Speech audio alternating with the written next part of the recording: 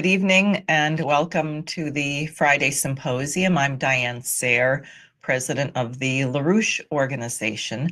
And today, December 20th, what I wanted to do as we prepare to go into the new year is to begin the process of breaking the blackout of Lyndon LaRouche in the United States, not merely clearing his name, but one of the worst crimes that has been done to the American people is that they're not aware that this towering genius walked among them, ran for president, and put forward thousands of pages of policy proposals rooted in the universal principles that you see expressed in our Declaration of Independence and Constitution.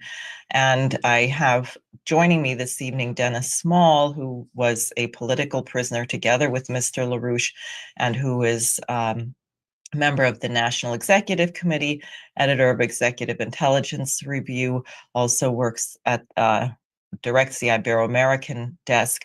But before we get to that, let me just situate why I think this is so urgent at this moment. The world is at a point of transition. Lyndon LaRouche warned about this over many decades, starting with his earliest economic forecast in the 1950s, when he was a management consultant, having come back from World War II, and looking at the state of American industry. And he began warning about the idea of the post-industrial economy, the fact that a loan for an automobile would outlast the life of the car, that it was clear there was a shift in emphasis from physical production, the needs of the human population in energy, water, food, for mere monetarism and accounting. And then in 1971, LaRouche warned that then President Nixon was going to bring down the Bretton Woods system by caving under pressure from the British and George Shultz to decouple the US dollar from the gold reserve system and opening up the way for floating exchange rates and a massive binge of speculation where suddenly 90%, 99% of all currency transactions had nothing to do with physical production, but merely speculation. And LaRouche warned at the time that if Nixon did this, it would lead to fascism and a state of perpetual war. Well, we have now arrived at that point. The powers that be, the British Imperial Billionaires Club that run the Biden administration and run what many Americans have come to call the deep state, are in their death agony. Their system is bankrupt. It cannot be sustained. They are going for global war. They insist that there has to be a world in which there are no sovereign nation states, but merely billionaires, royalty, whoever, who make up arbitrary rules, and everyone else has to obey and be culled. Reduce the population, force people into starvation and misery. And now, what we hear coming from certain figures in the United States, like Rear Admiral Thomas Buchanan of Stratcom, as I've mentioned in the last few weeks, because he said this on November 20th, the United States, since we are supposed to be the world leader, we can't possibly think of losing a nuclear war. So we have to think of winning a nuclear war. And we heard recently that from Scott Ritter when he was lobbying up on Capitol Hill and he was pressing someone, why are people telling Biden that Putin is bluffing when he says he's changed the nuclear doctrine because the US is now hitting deep inside Russia with ATACMS missiles, which Ukraine cannot operate. So it's being done by the United States, done by the Brits, done by the French. And so Scott Ritter was asking this person on Capitol Hill, why are they telling Biden Putin is bluffing? Putin is not bluffing. And the person said, oh no, we're not telling Biden that Putin is bluffing. Biden is being told that Putin is serious, but that the United States is prepared to win a nuclear war. So Biden has been told that Putin is not bluffing, but that it's okay because we can win a nuclear war. There are other reports coming in that people have said, well, yeah, a lot of people would die, maybe 70% of the world's population, but the other 30% will get by, and the nuclear winter won't be that long. It won't be 10 years. It might only be a few months. This is all complete insanity, but people are so insane or on drugs, and there's a lot of that apparently, including psychedelics and all kinds of things now, that they're prepared to go along with this. So now more than ever, it's important to expose who LaRouche was, what was done to him, why Ramsey Clark, the former U.S. Attorney General, said that the LaRouche case would be a precedent-setting case. So let me bring Dennis Small on now, and then I have a few slides, but I'd like to introduce Dennis and just see if you want to say anything quick before I go through my little slideshow. Yeah, I'll say hello. And I are hearing about and thinking about what happened to LaRouche, which is very important. The far more important question, which you have to be thinking about, is why? Why was it done? Because only that is going to give us the key to actually solve this panoply of problems that Diane was just referring to. So keep that in mind. Thank you. Well said. So I'm just going to go through a little bit of what was thrown at LaRouche, and this is only, I can't even say it's the tip of the iceberg. It's a scratch on the surface of the iceberg. And these are a few images. First of all, this is a book published by the Commission to Investigate Human Rights Violations, USA versus Lyndon LaRouche et al. It's a fat book, and it has the transcripts of a lot of the legal documents and numerous photographs, some of which are missing, and Dennis Small will fill in one of those. I'm going to show you. Now here, this goes back very early. Henry A. Kissinger, August 19th, 1982, a letter to William H. Webster, director of the FBI. He writes, "Dear Bill, I appreciated your letter forwarding the flyer, which has been circulated by Lyndon LaRouche Jr. Because these people have been getting increasingly obnoxious, I have taken the liberty of asking my lawyer, Bill Rogers, to get in touch with you to ask your advice, especially with respect to security. It was good to see you at the Grove." That's a pretty creepy place, the Bohemian Grove. "And I look forward to the chance to visit again when I am next in Washington." So Henry Kissinger to the head of the FBI, and he wrote other letters later, but this is 1982. Okay. LaRouche had run for president in 76 and 1980, twice thus far. Then here are some pictures of the Get LaRouche Task Force, and you will see these are not minor players. Henry Kissinger, later knighted by the Queen, Sir Henry Kissinger, Judge William Webster, William Weld, people know from the Department of Justice, ran for governor of Massachusetts, ran for president or vice president in the Libertarian Party, nasty fellow, Oliver Buck Revelle, Leo Chern, Roy Godson. Roy Godson came up again and in the Trump witch hunt. And Dennis can talk more about these individuals if he likes. Here's another group, John Train, the investment banker who also was involved in weapons running and all kinds of things, hosted a Halloween party gathering with Dennis King of High Times Magazine and Chip Burley, John Mintz of the Washington Post, Pat Lynch of NBC. So it was a gaggle of intelligence operatives, weapons traffickers, and news media to plan to silence LaRouche. And then they ran a series of trials in Boston. These people were indicted by a Boston grand jury on October 6, 1986, the same day that many offices were raided, including LaRouche's home and headquarters. And the defendants there were LaRouche, Ed Spanis, Michelle and Jeff Steinberg, John Chaldone. Some of you may know Elliot Greenspan, Richard Black, and Mike Billington. And some of you may know John Chaldone who are watching this program. So 10 people indicted in the Boston case, which fell apart because of government misconduct. That's another story. Then Virginia defendants, a state case, February 17th, 1987. Virginia and Maryland police arrested 16 LaRouche associates in their offices. Okay, including Paul Gallagher, who was on my show a couple of weeks ago, Fred Haight, who some of you know in the music work, Rich Freeman, who was on my program not that long ago, Mike Billington, Anita Gallagher, married to Paul Gallagher. They ended up with 36 or so year jail sentences, spent 6 or 7 years in prison apart from each other. Then the New York case, which included people that some of you may know, like Lynn Speed in particular, and Paul again. And then Dennis will show you the picture of the Alexandria case.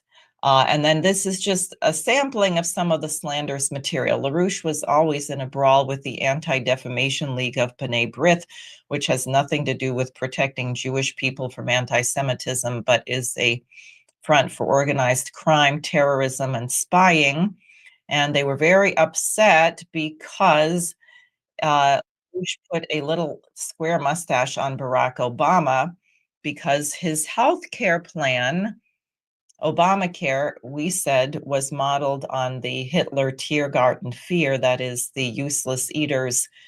Your healthcare system should be based on saving money.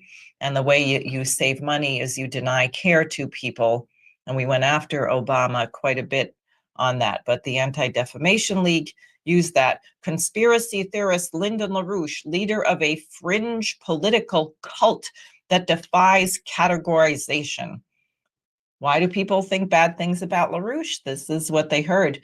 You can't categorize it. We can't give you any substance to it, but we are asserting that he is the leader of a fringe political cult. And here again, Dennis King, the drug pusher, New Republic, 1984, on LaRouche, the LaRouche connection, how the leaders of a lunatic fringe won access to administration officials and with it respectability, God forbid. And so here they accuse LaRouche of being a 62-year-old multimillionaire, that's funny, maybe, and not even pennies, waging his presidential campaign. They say LaRouche had ties to the Ku Klux Klan. Then this, NBC News, Lyndon LaRouche, this is his obituary, bizarre political theorist and perennial presidential candidate, dies at 96. LaRouche, a Marxist turned hard right conservative, was one of the great oddities of the 20th century American politics.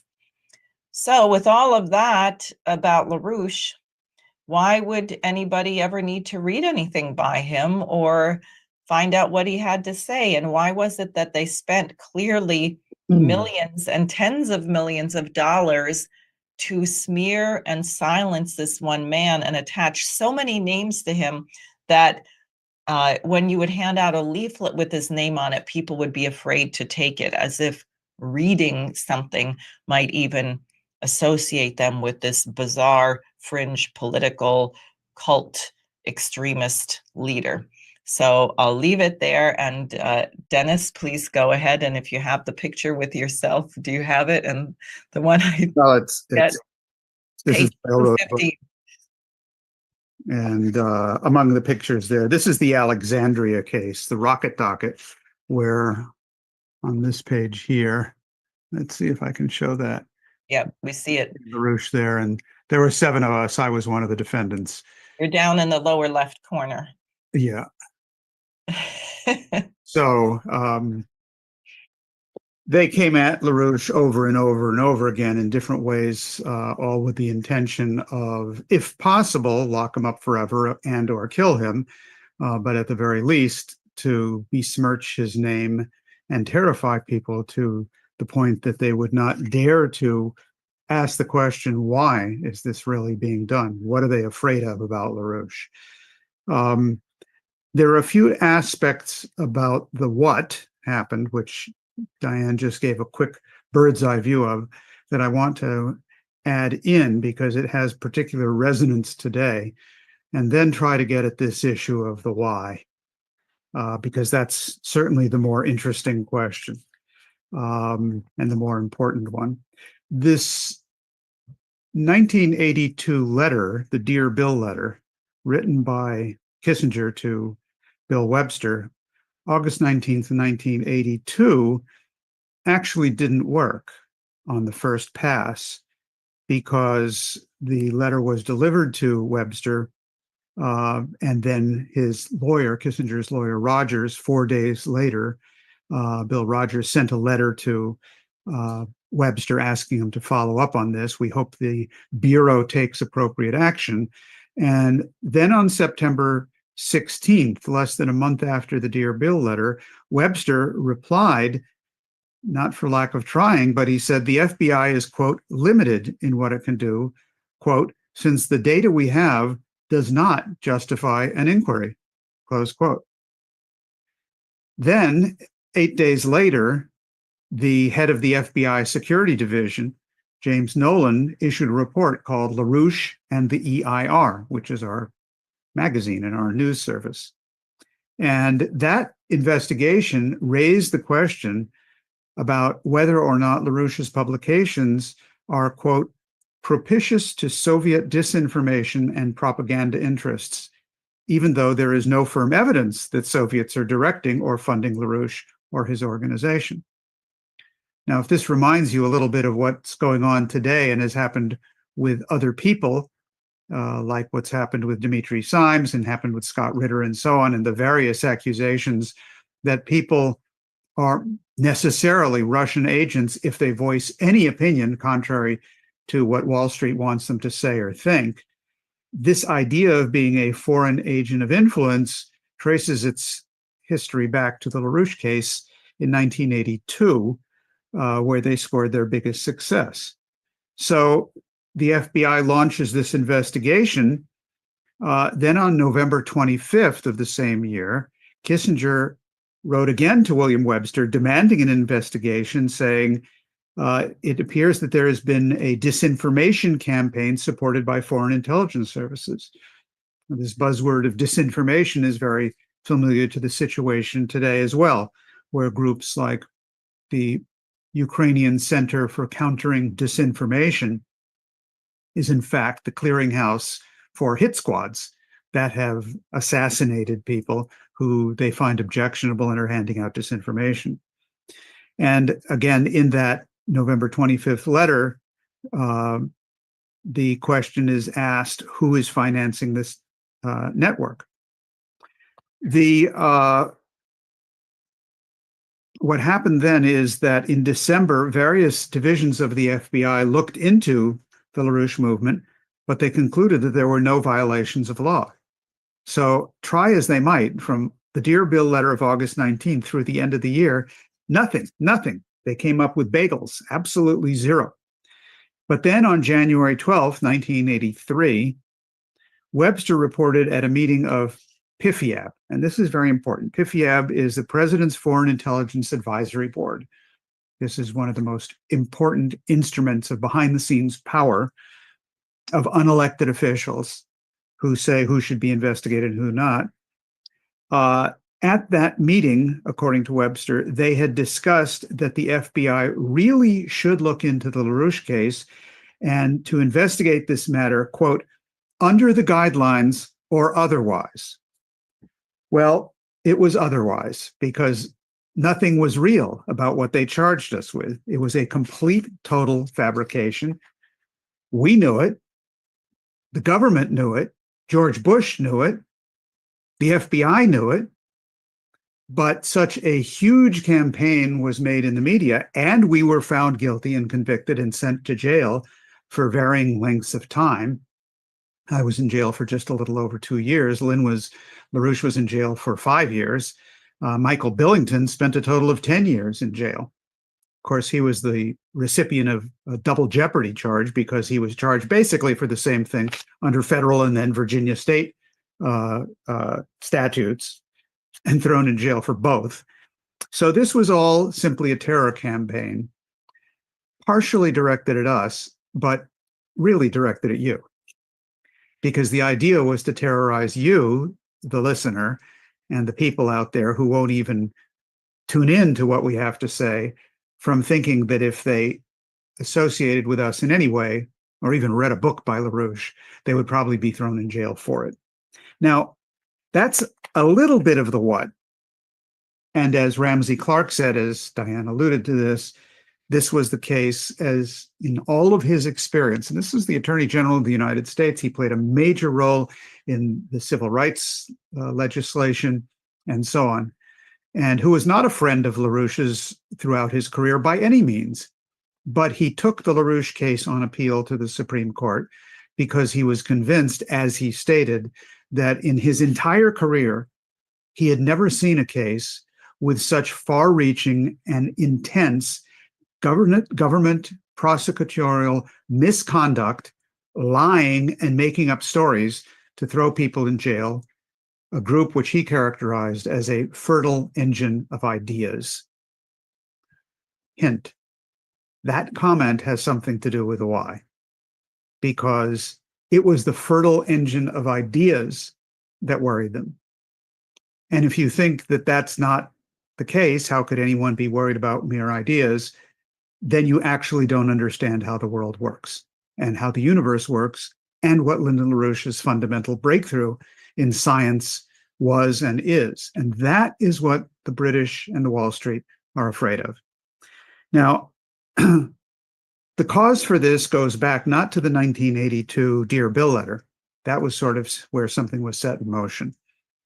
But the real cause occurred in the immediate aftermath of the August 1971 breakdown of the Bretton Woods system, which Diane referred to, which was the occasion in which the entire Western financial system was reorganized away from a system which had fixed exchange rates and some barriers to speculation, and instead organized into a system of floating exchange rates and opening the doors to complete wild speculation to replace any productive use of credit. That massive transformation in August 1971, not simply taking the dollar off the gold exchange standard, that was part of it, but frankly, a secondary part of it. The main issue was going off the fixed exchange rate system because that opened the door to the derivatives bubble, which is now $2.1 quadrillion and growing. And it was at that point that LaRouche warned, as you heard a couple of moments ago, that if this process continued, the entire global financial system would implode, that to try to protect the system, fascist measures would be implemented, both politically and economically, and that system would drive towards war, including world war, against any opponents that got in the way. And that is a shorthand description of what actually has occurred over the 53 years since then. Now, that was August 1971. The die was cast on the LaRouche case on December 2nd, 1971, just a few months later, because that was the occasion when Lyndon LaRouche, after having challenged every economist in the United States to debate him, and we were deployed over campuses and universities across the country, challenging people to debate. I was part of that youth movement at the time and did that at Swarthmore College, where I was studying at the time, and we brought Lyndon LaRouche in to debate the top economists there. And LaRouche mopped the floor with him completely before an audience of about 40% of the university campus population. It was quite an explosion. We did this all across the country, but the really most significant debate was December 2nd, 1971, where Lyndon LaRouche at Queens College in New York City debated the most prominent neo-Keynesian economist on the academic circuit, Abel Lerner. And it was a lengthy debate. I was there. I was fortunate enough to make sure I was there. It was a debate that went on for hours on end because there were a lot of students who were very interested to hear what was happening. And when the time that was reserved for the first auditorium had run out, the whole debate moved to another auditorium. And I think it grew in the process. And LaRouche was saying that the policies that Lerner was advocating would lead to fascism. And the debate reached a point where at one point Lerner blurted out in frustration that Schacht's policies and Hitler's policies would not have been necessary if they had just done what Schacht had suggested earlier. Hitler would not have been necessary. The economics was right. The only reason Hitler had to happen was because people didn't do what Schacht told them had to be done, the finance minister. So that was like the guy hanging himself with his own words. And at that point, it was decided in establishment circles that Lyndon LaRouche would never, ever, ever again be allowed to enter into intellectual debate and discussion over policies with any high-ranking circles. And if it required jailing him and making up lies and assassinating him, which was tried a few times, that's what they would do. The point is, to cut to the chase, events don't make history. Ideas make history. Ideas which intervene in an ongoing real process which is happening economically, politically, culturally, and provide a solution to a crisis which mankind is facing, which is leading into utter destruction, but a solution which is otherwise not available within the terms that the problem has been posed. It's always outside the box. It's always thinking of a higher level solution than the terms in which the problem has been posed. That is the essence of LaRouche's method, that man's creativity endows us, as we have been endowed with that creativity, to constantly come up with solutions and answers to what appear to be paradoxes by coming up with a higher level concept of that which is causing those apparent conflicts to occur. This is why we are constantly referring to the Treaty of Westphalia now as a good example of how to come out of such a crisis. Look at the situation in the Middle East, an absolutely intractable problem which could lead to Israel launching nuclear weapons on Iran before January 20th, because that's what Netanyahu wants to do. How do you solve this? You have to have something like the Oasis Plan, which LaRouche came up with, which provides a solution which solves the problems to all sides in this. The same thing on the economic crisis. The United States should work with China and with Russia, and we should work with the BRICS. Or around the Ukraine situation, how do you deal with this? How do you deal with the security problems? You cannot deal with this as a zero-sum game. You have to come up with a concept, with a program, with a policy, which provides an answer to what is otherwise a completely intractable problem. And mankind's own economic development over the thousands of years, millennia, and longer has been based on coming up with technological breakthroughs and leaps to resolve what are otherwise endgame scenarios with the existing technologies and with the existing raw materials. So it's that method of approach, that idea that it is ideas which shape history, and man's unique ability to develop concepts using his creativity for ideas that solve problems which become of existential importance in moments of crisis. That kind of approach is what the more enlightened of the Wall Street and City of London crowd saw in LaRouche in that debate with Abba Lerner and were absolutely terrified of. And it was at that point that they decided this guy's got to be stopped. Now, there are some more specifics to the kinds of issues that came up and the way that those ideas of LaRouche almost turned the world around completely, which demonstrated in practice that that kind of approach is, in effect, something that will work. And I'll just mention three of them and then turn the floor back to you, Diane, so that we can continue the discussion. But so that people have some idea. Three issues around which LaRouche's central concept took effect in the early 1980s.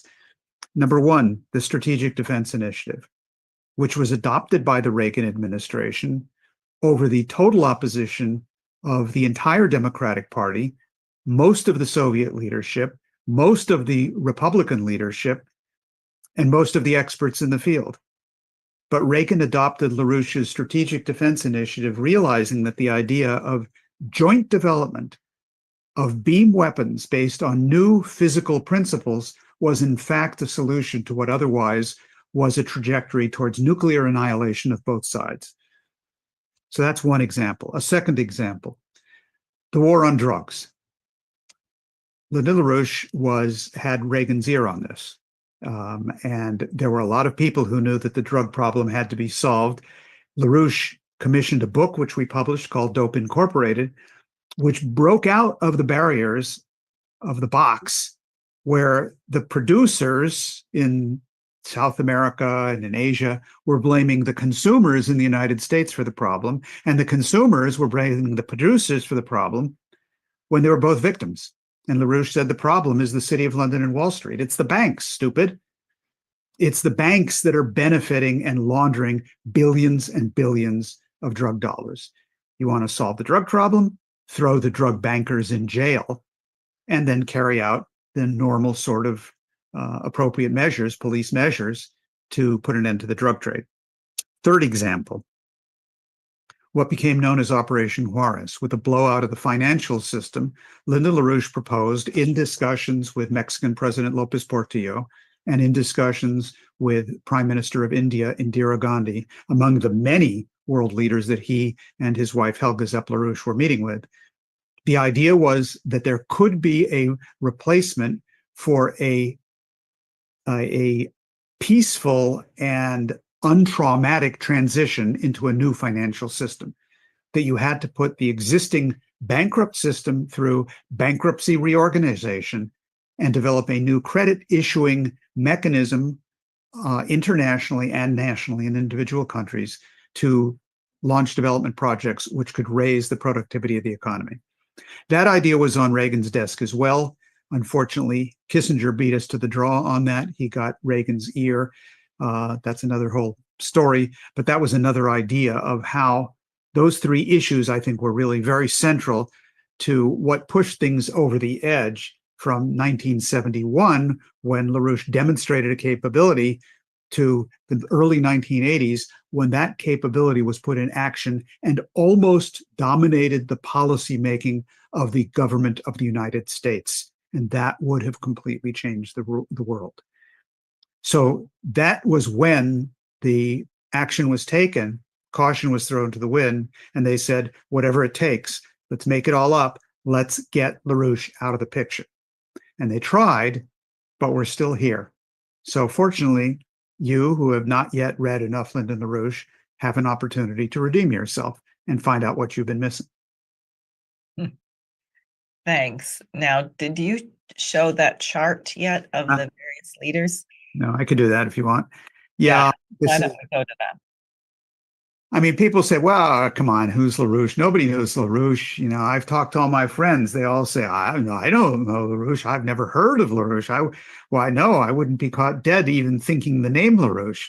Lyndon LaRouche, over the course of decades of activity, along with his wife, Helga Zepp-LaRouche, and a couple of other top leaders in the organization, met with this following list of presidents, prime ministers, ex-presidents, and ex-prime ministers of different countries around the world.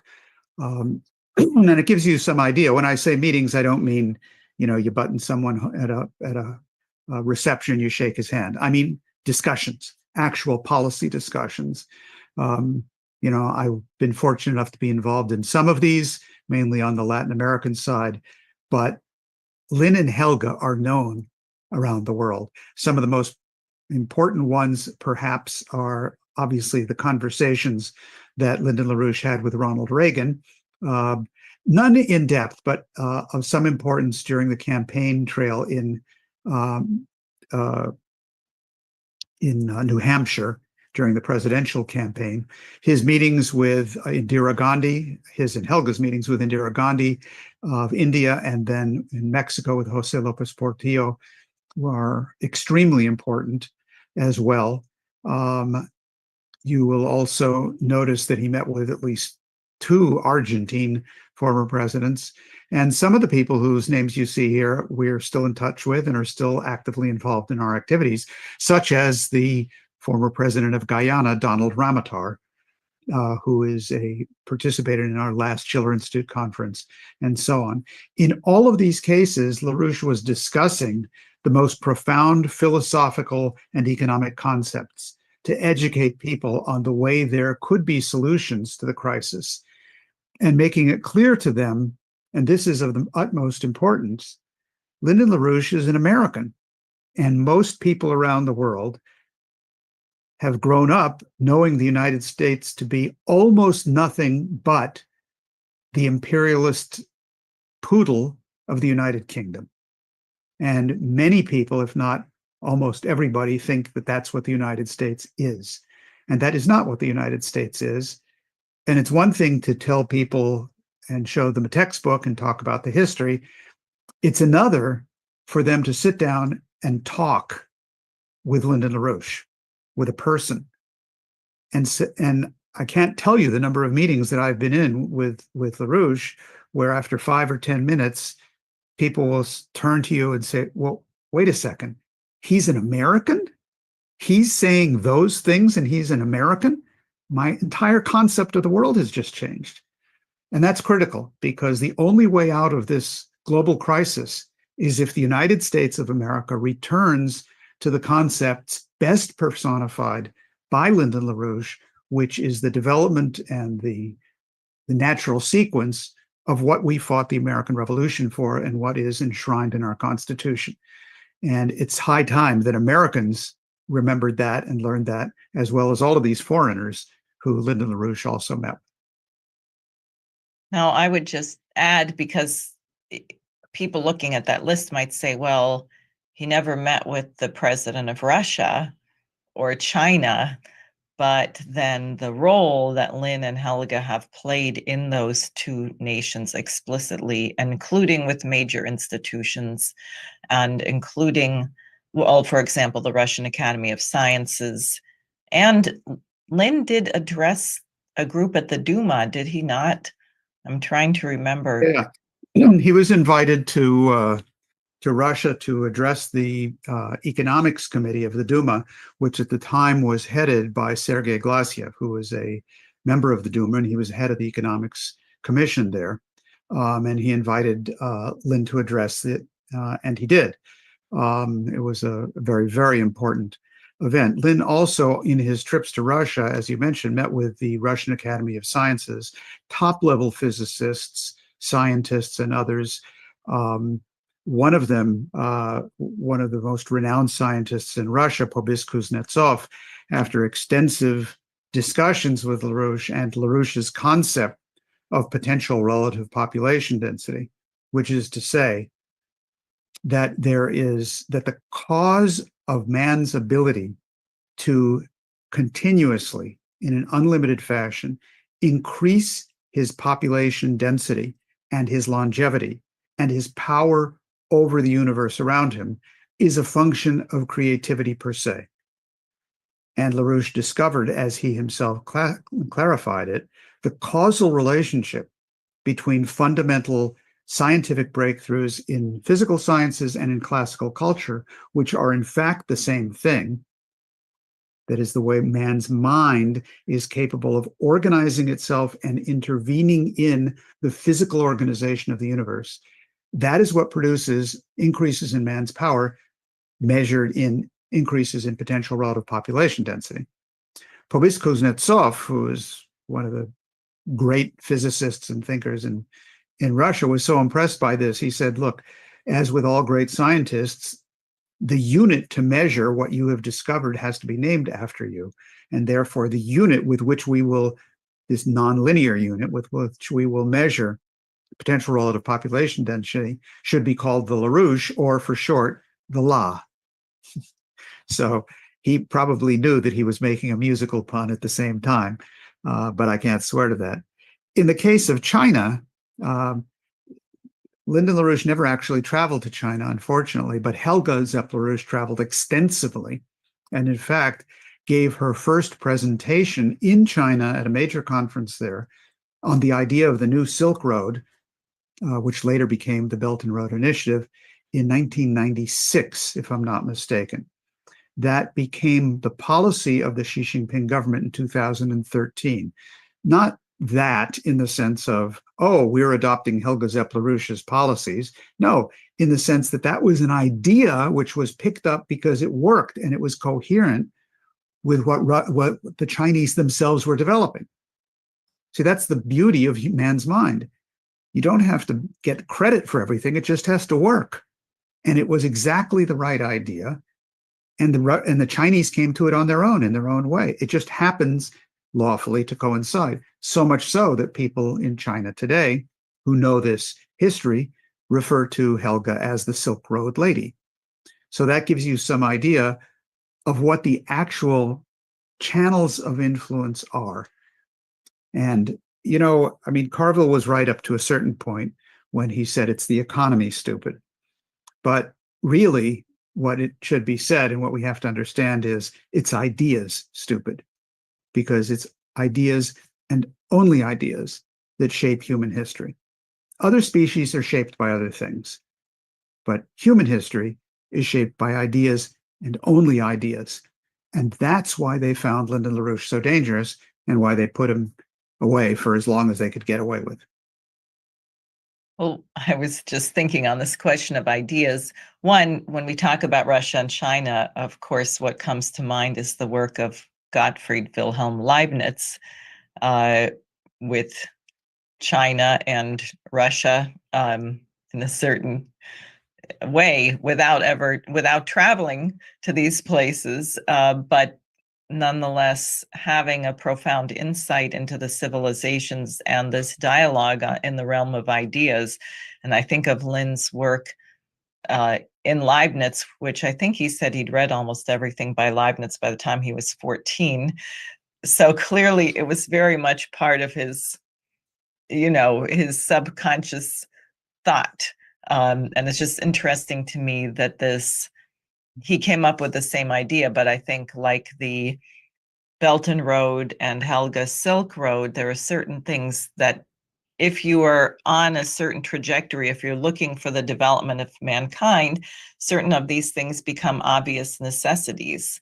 Yeah, exactly. No, exactly. Because it will lead you, if you are looking to what is universally true and not to the particulars, you will necessarily be led in exactly the direction in which those universals are to be found, which are at a much higher level than any of the particulars of your own culture.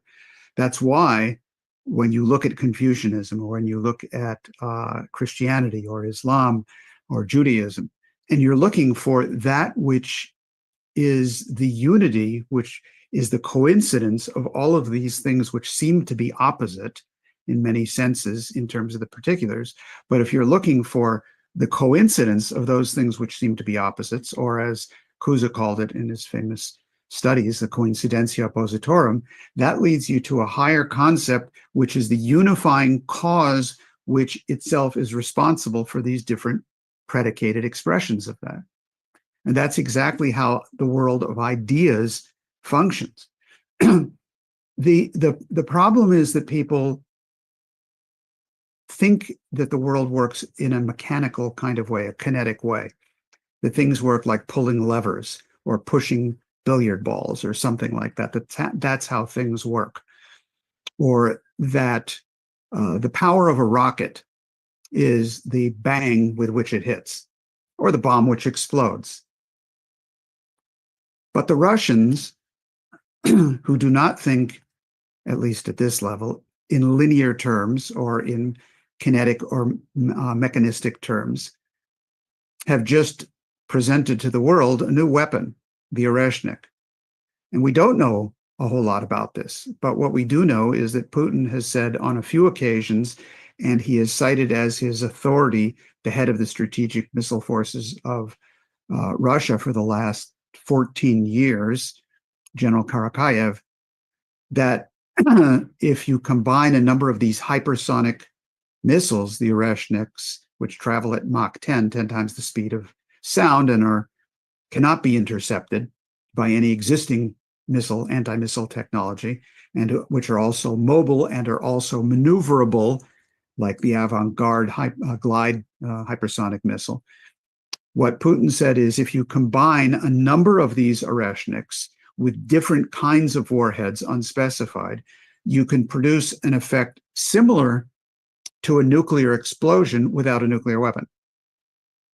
Now, this is a really interesting idea because it's certainly an interesting idea in physics, and I don't pretend to know very much about that at all. But in military strategic questions, this is a brilliant flanking maneuver, because what's been going on around the Ukraine war for decades is NATO has been moving not simply to box Russia in and to surround them and to provoke them and stick NATO's thumbs in their eyes over and over again. It's to push them into a situation where the only thing that Russia has recourse to defend itself is a nuclear weapon.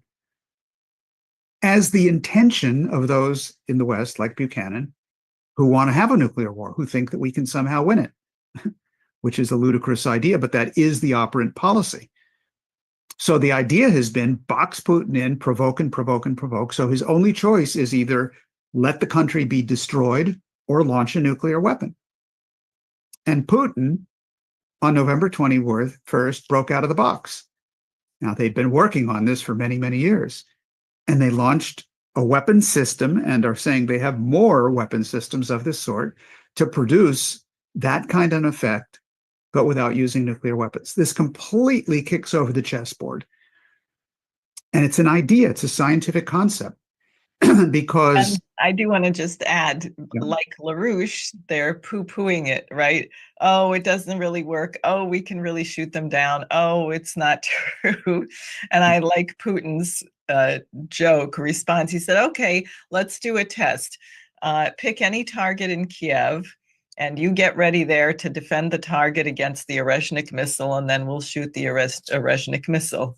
And of course, he totally called their bluff, but I thought it was very funny. Yeah, because I mean, what's going on here? How can you produce a nonlinear effect with a relatively limited amount of energy input? That's really the question. How is the physical universe organized such that if you understand how the physical universe is proceeding dynamically, how it's tuned, how can you act in such a way to produce a much bigger bang for your buck, not only militarily, but that's the key to technology and economics as well. How can you get more for less? And just one example, which I'm sure everyone will be familiar with, the soldiers marching over a bridge, the famous case where if you have 100 soldiers marching on a bridge, and if they're not marching in step, nothing's going to happen. But if they do it in a certain way, they can induce a certain resonance into the structure of the bridge, which will get it to sway and destroy itself. Now, how does that happen? You take those same 100 soldiers and you get them to stand at the base of the bridge and they all kick the bridge at the same time. It's not going to work.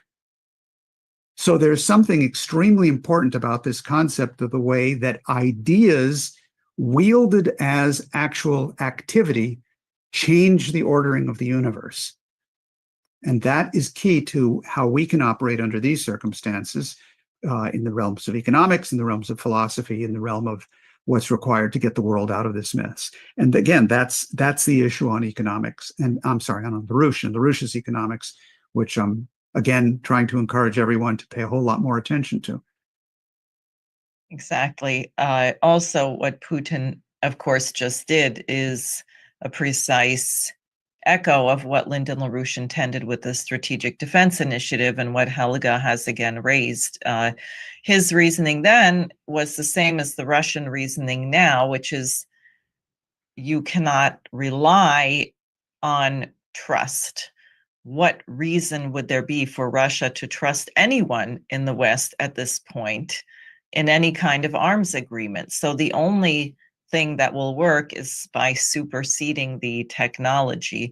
That was Lynn's conception of the Strategic Defense Initiative. And in that capacity, it also would have served as a kind of driver in terms of physical productivity, physical economic output. Maybe you have more on that. Yeah, I think that's really the key on this, because it is the case that LaRouche's proposal of the SDI was premised on the idea of developing and utilizing new physical principles. In other words, to establish a defensive system based on a higher order physical concept than the offense. The offense is a ballistic missile. If you simply try to intercept that with a similar kinetic interceptor, well, that only gets you so far.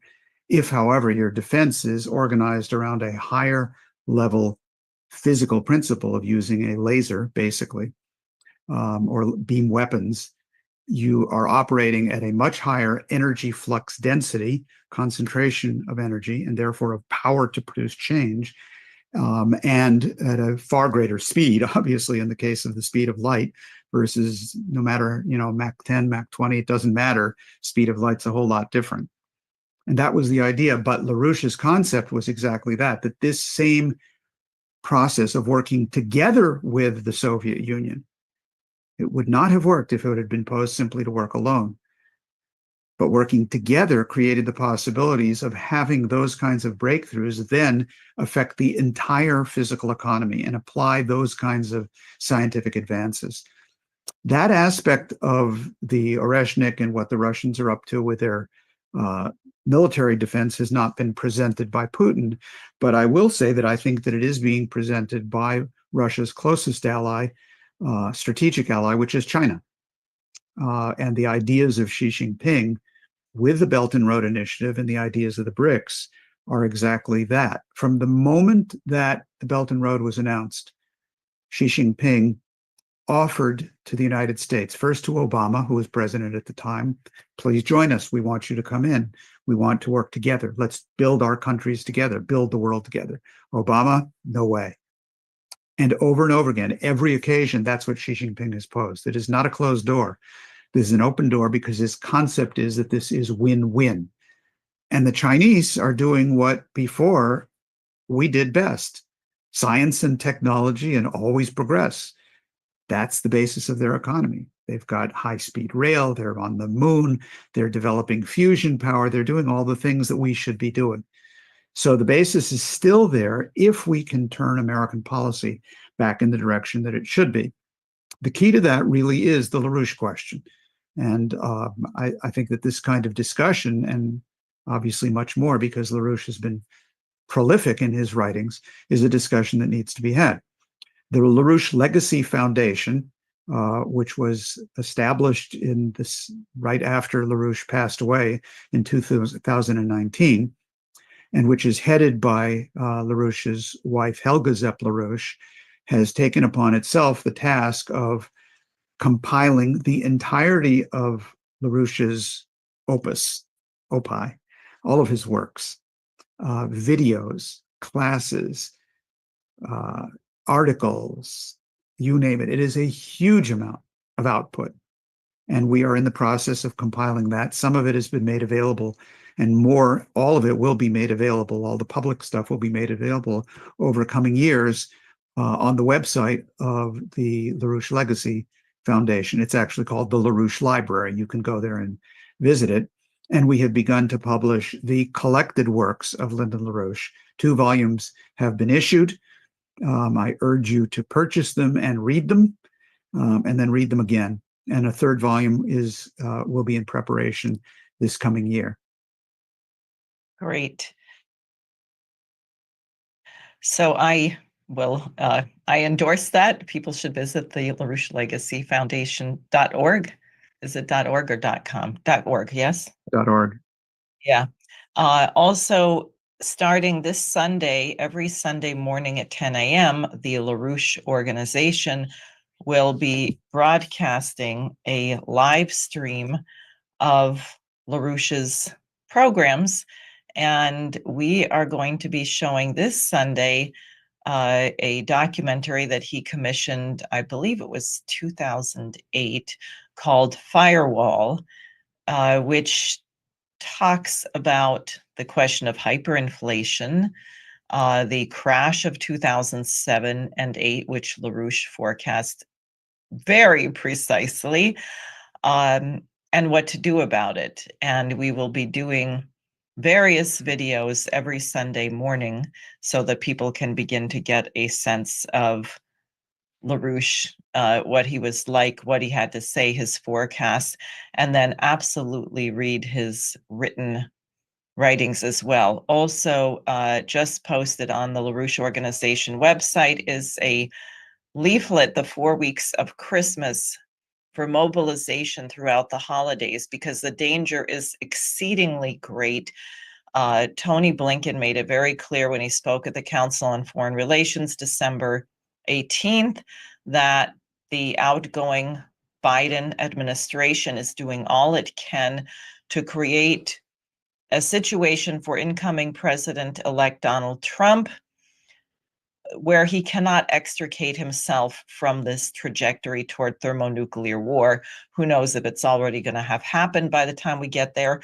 I also think that Putin's warning that President Trump's life is in danger should not be ignored. One should not underestimate how desperate this bankrupt City of London, Wall Street cabal is. Their system is over. A new system is coming into being. As Helga Zepp-LaRouche has discussed, what mankind ought to be talking about is a new security and development architecture based on her 10 principles. The last being that man is capable of self-perfection and everything that that implies, from the kind of standard of living that you need, the kind of education, the kind of healthcare, and the kind of breakthroughs in scientific principles. So I'd like to thank everyone for watching tonight. Dennis, is there any last word that you want to say before we conclude? Yeah, just one very specific political point about this situation.